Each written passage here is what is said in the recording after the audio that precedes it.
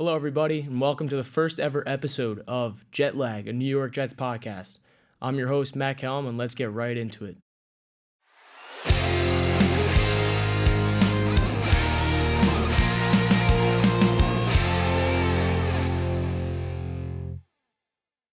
All right, so I'm Matt Kelm, a senior at Sacred Heart University, sports communications major, and this project or podcast is for my senior project this semester and next semester. And basically, I've always wanted to start a podcast about sports, especially being something that I am passionate in. The Jets are my favorite team, I would say, other than the Yankees. And there's a lot of content there, so I thought, why not start one and just jump right into it? You know, there's going to be a lot of ups and downs, maybe audio issues, some editing issues, but we'll battle through it. And the more episodes that come out, the better I'll be at it. So what to look for, I guess, is kind of raw emotion, you know, cursing. I'm going to probably let a few F-bombs and BSs go because this is what the team does. They make you upset, angry, all the above, all you could feel that is horrible. So it's kind of just an area to vent, talk about the good, if there is any good, and highlights. It's whatever I kind of want it to be, so I thought, why not start? So the podcast schedule, I'm going to be probably doing Monday and Thursdays. Monday will be kind of a post-game review. Usually they'll play on Sunday. And after the game, I'll probably write a few notes on it and release an episode the day after, just kind of going what happened in the game, just basically going through what happened that week and anything other interesting around the league. And then Thursdays will be more of what happened throughout that practice week, any news. Obviously, this week is a huge week of news for the Jets with Woody Johnson, Joe Douglas firing the GM. So this is probably one of the best weeks I could start this. Obviously, it's a lot of bad. I wish they were 8-3 and not 3-8, but there's a lot of content here. So let's just jump right into it. I'll get more kind of solidified my schedule, and the more videos that I post, the better I'll be at it. So let's just get right into it. So the big thing this week was Joe Douglas getting fired, and then all the news that happened with Woody and all these leaks that are coming out. I wouldn't be surprised if Joe Douglas was the one leaking all this stuff about Woody. It's actually crazy what is coming out of the building right now, and I feel bad for the players. But let's just break down Joe Douglas's tenure as a Jet. So his drafting, I thought the 2022 class he crushed. Well, let's be real, he crushed the 2022 class. Sauce Gardner, Breece Hall, Garrett Wilson, Jermaine Johnson. Those are kind of four can't-miss players right now, and without them, the Jets are probably who knows where they are without those four guys. Sauce Gardner, obviously, down year, but all those that are saying trade him, I think that's kind of blasphemous. You shouldn't trade a two-time All-Pro corner in his third year who's going through struggles. Every player goes through struggles in his career. Don't trade him unless you're getting like Trevor Lawrence, but I don't think that's realistic. Garrett Wilson, stud. Really not much more to say. Breece Hall, stud. Jermaine Johnson, sucks to see him go down. I think it was week 2 against the Titans. He blew out his Achilles. That sucks. He was probably on his way to having one of the better years an edge rusher has had here. Other than his drafts, his free agent, that one draft was basically the highlight of his career. Obviously, his trades were really good too. The Jamal Adams trade stands out. The Sam Darnold trade stands out. I won't get into Devontae and Hassan Reddick trades because honestly, I don't think that was him. I think it was Woody. But he traded for, I think it was 2 first-round picks, like a second, and Bradley McDougald for Jamal Adams. And as you can see, Jamal Adams is floating around teams. He's on the Titans. Now he's cut. He's not even on the roster anymore. He's popping up on my Twitter timeline. That being said, follow me on Twitter at MattKelm4, MattKelm4. There's a lot of ranting that I do, kind of initial reaction to news and stuff, especially Jets. You'll get some Yankee stuff, especially with Juan Soto, his free agency decision, and other stuff about Knicks and Devils when the time comes when there's really nothing going on in the sports world. But mostly Jets and me pissed off cursing at the team. So follow that. Where was I? Oh, the free agency and draft. His draft sucked. Free agency, like, kind of whatever. Really didn't bring in. DJ Reed was probably one of his best free agency signings. Yeah, I mean, Joe Tippmann was a good pick, I guess, AVT. But my biggest thing about his drafting, he was either hit or bad miss. So the 2022 draft was good. But when your other drafts, when you have an opportunity to pick his first draft, I think it was the Mekhi Becton draft, when you whiff on two of the top five probably premium positions in the sport, top one being quarterback, and left tackle is probably top five most valuable position on the field, that being Zach Wilson and Mekhi Becton, that's going to come back to bite you in a big way. He had the opportunity to draft Tristan Wirfs. I know hindsight's 2020, and that Zach Wilson, Trevor Lawrence class was loaded with talent, and they basically could have drafted anyone else in the top 10 that was picked other than him, and they would be way better off than they are now. But they needed a quarterback. They fell in love with one throw at the combine with Zach, and that happened. But he whiffed.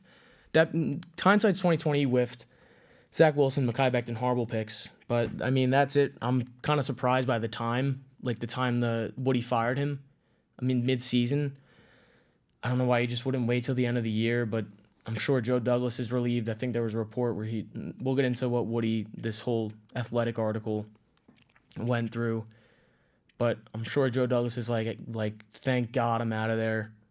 He wasn't a terrible GM. I wouldn't say he was really good.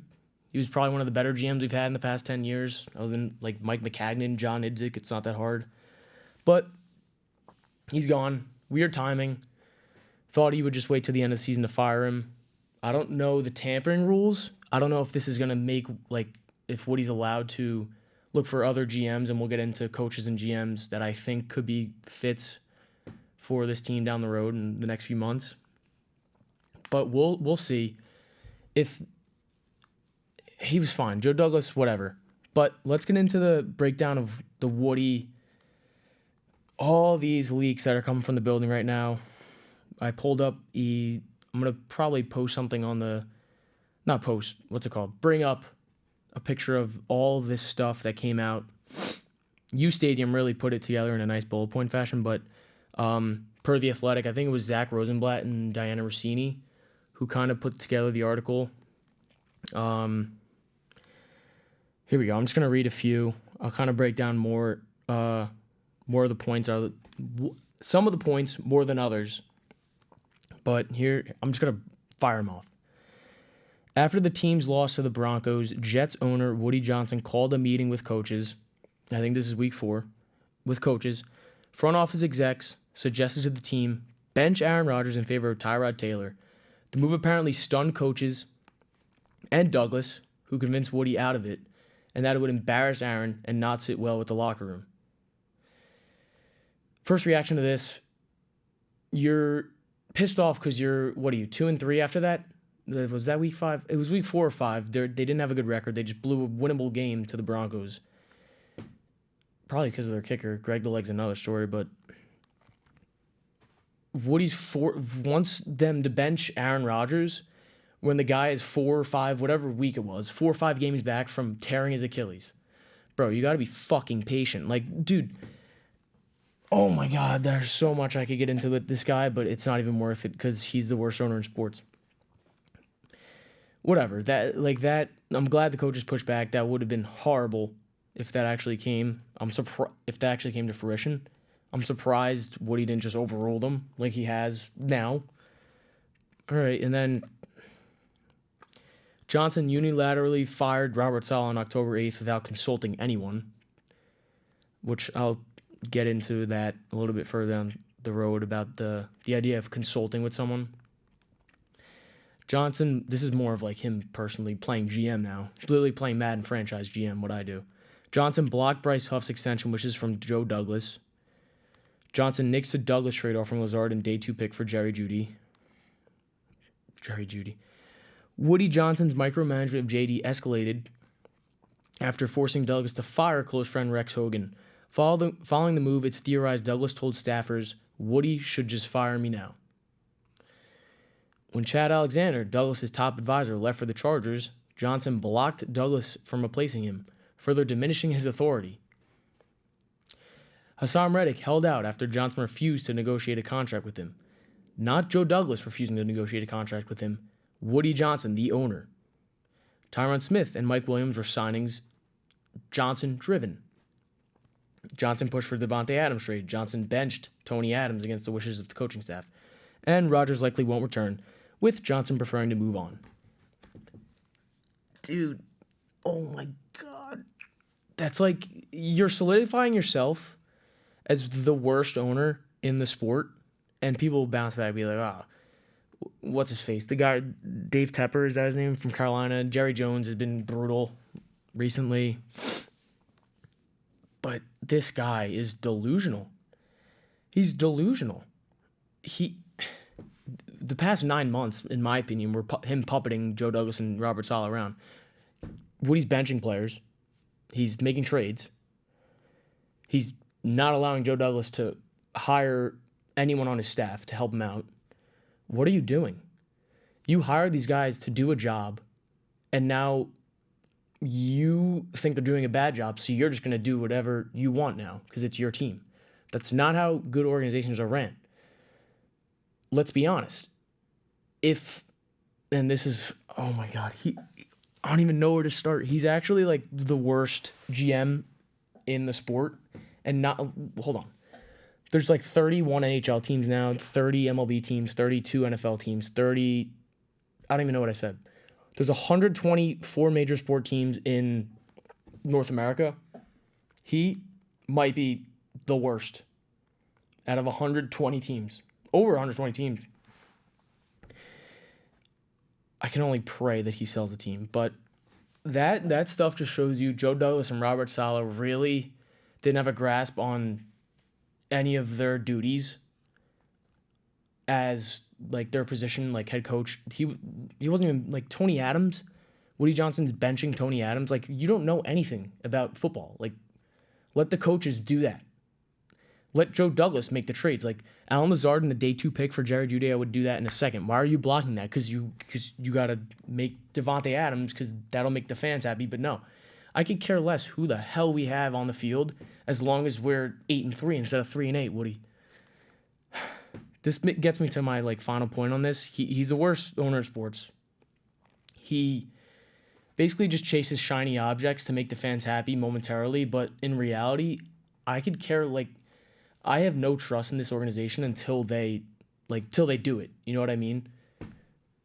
And he's chasing the shiny objects. He's making the fans happy, but in reality, all we really want is to be good. The team hasn't made the playoffs. It's going to be 15 years, I think, now. The last time they made the playoffs, I was in 4th grade, I think.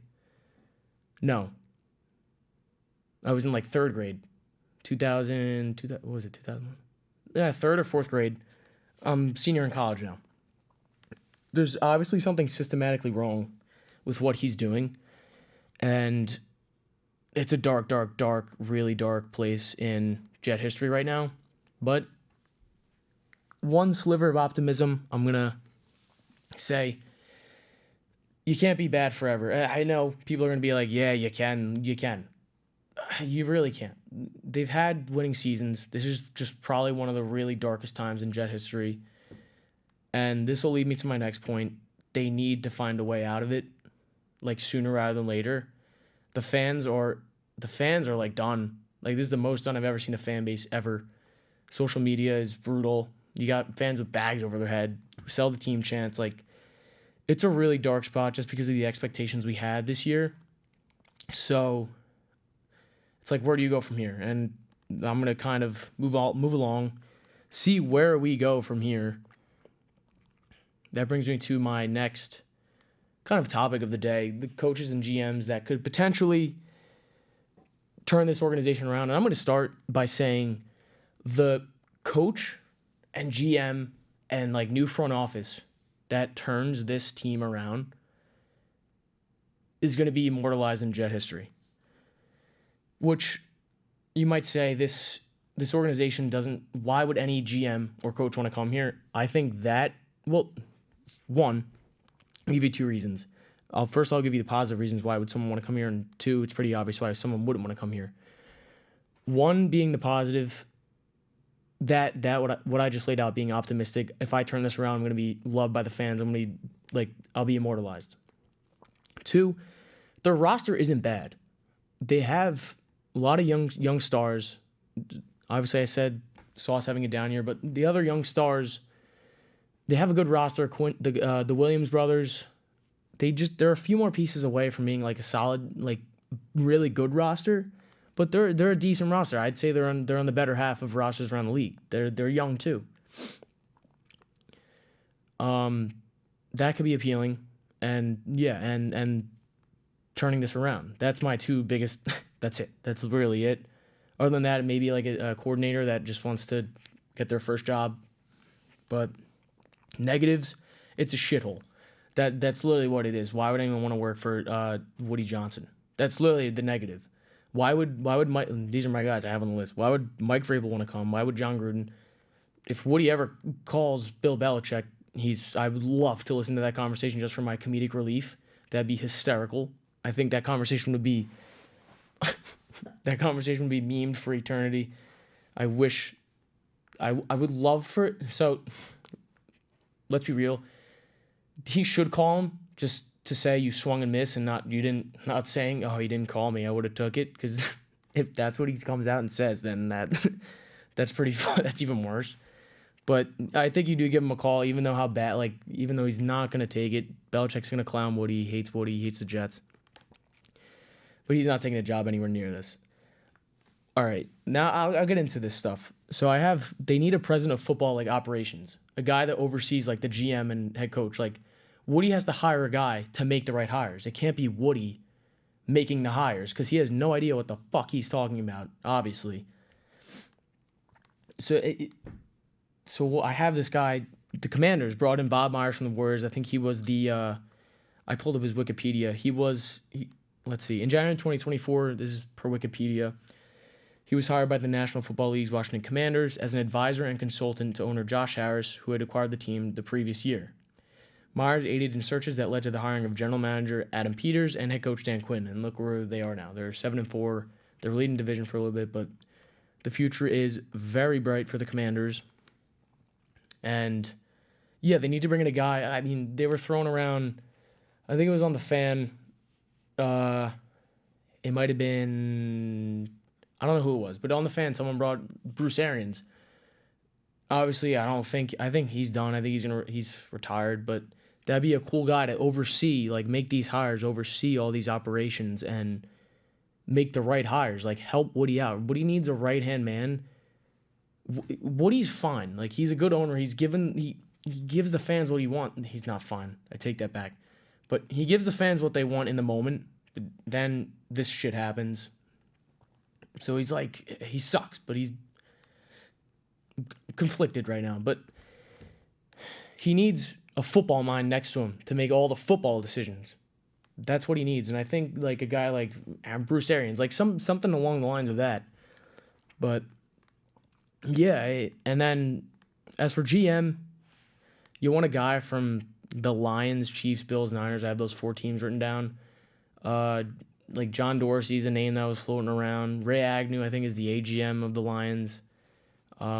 Just guys that are in these front offices that not only know how to build a team, but I think more importantly, I think it's 25% building a roster with guys, but 75% building a culture.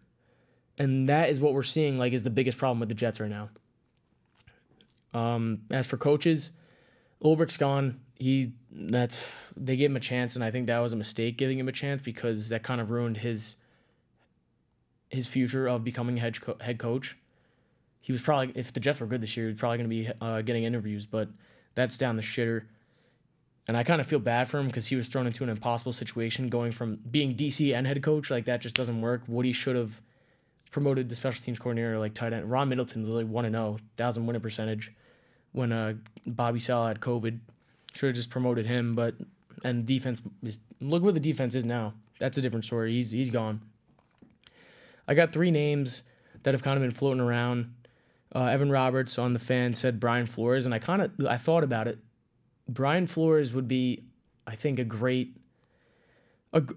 hire. I think Mike Vrabel will be a good hire. I think John Gruden, I'm skeptical, but I feel like it could end up good. And those are my guys that have been they were head coaches before. Brian Flores is obviously I don't even know what happened in Miami. That was kind of sketchy. Tua obviously came out and said some bad shit about him, but it is what it is. I think look what he's doing with the Vikings defense right now. They're a top 8-7 team in the league. And he'll probably be a head coach after this year. He's probably had time to reflect on his mistakes as a head coach, and I think that's really awesome for a guy like him to then use those mistakes, learn from it, and then be better the next time you're a head coach, which I think is very intriguing for him, and he very well might get a shot. Mike Vrabel's the next guy I have on the list. I would be ecstatic with this hire. He took a Tennessee Titans-led team with Tennessee Titans, or Ryan Tannehill led Tennessee Titans team to the AFC Championship game, and I don't even think they should have made it. But when you think of culture and the coaches that are available, it's probably him. He gives you that kind of Belichick-y, Dan Campbell vibes, very loud. When he walks in the room, you're gonna respect the shit out of him, which I really like. And look where culture's getting people, getting these teams, the Lions, Dan Campbell, probably king of culture right now. Mike Vrabel, look where he got that. He's kind of like the Dan Campbell before Dan Campbell. But yeah, I'd be over the moon with him. I think the Browns are going to fire Kevin Stefanski, and I think Vrabel's on the staff right now, so they might just promote him. But that being said, I'd love Kevin Stefanski as the Jets head coach. The next name I have is John Gruden. The only reason I'm skeptical about this is obviously there were the scandals and stuff, but I feel like he's either going to hit really hard or miss really bad. That's just my gut feeling. But I do think he would be a good candidate. I think they should definitely see if he's interested in an interview. And if he takes it, that could be cool. I don't know. I think that could work out. I'm leaning more yes than no. And the reason I'm highlighting these 3 guys is because I don't want a coordinator to start their first job as a head coach here. And there's some really good candidates too, the coordinating candidates. You see Aaron Glenn, former Jet, would be cool, full circle moment. I think he's a huge culture guy. It's just you're taking a shot on a guy who's never been a head coach, and I don't think the Jets could afford to do that again. And then Ben Johnson, and then I forgot a name here. Cliff Kingsbury is very intriguing. I think he's just going to stay with Jaden Daniels, though, and the Commanders. Cliff Kingsbury is very intriguing to me. I feel like that could be another deep dive of what, that'd be really cool. I'd love him with a rookie quarterback to develop him like they did with Jaden Daniels in Washington. That'd be very cool. Same with Ben Johnson. He's obviously the coveted candidate. My prediction is he's going to go to Jacksonville, try and help out Trevor Lawrence. I think he'd make that offense really explosive. There's a lot of young pieces around there. I think Brian Thomas, Trevor, Etienne, Bigsby. Who else I got? Christian Kirk's still there, right? No, he's not. Yeah, he is. Wait, is he? Yeah, he is. Christian Kirk. Is he? I don't know. Who else is there? Whatever. They got a bunch of weapons. Evan Ingram. I feel like he's gonna go there. The head coach. This is why they need a president of football ops, because I feel like this guy could, or whatever type of position that is that oversees the hirings. So those are kind of my guys. I'm just more skeptical on the coordinators just because they've never been a head coach before, and I feel like they need a guy that's been a head coach, and a culture guy. I think you need a guy that's change the culture from a losing team to a winning team, a guy that's well respected, and a guy that was a head coach before. So I think that's where I'm going with. Obviously, it's a lot, probably all over the place so far with this podcast, so bear with me. Thank you guys for watching again. But yeah, I mean, there's a lot to break down right now starting a podcast. I really wish we were 8-3, looking at the rest of our schedule, seeing where we're going to be seeded in the playoffs, but that is not the case. One could wish. But we're 3-8. 3-8. If you told me we'd be talking about John Gruden and Brian Flores and Mike Vrabel before Thanksgiving of a 3-8 Jets team, I would have told you you're fucking out of your mind. But here we are. There's really not much more to be said. Actually, there's a lot more to be said. But let's wrap up. Woody's worst owner in sports. Hopefully he gets this one right, these next few months right. As for next episode is going to be Monday. I think either Monday night or it'll come out Tuesday morning. I'm going to record it Monday. If I don't edit it, it'll come out Tuesday morning. What to look forward to. Kind of the future of Rodgers. I really didn't get into specifics with the team just because something's up with the team, but we'll get into that maybe next episodes. The future of Rodgers, we'll see where.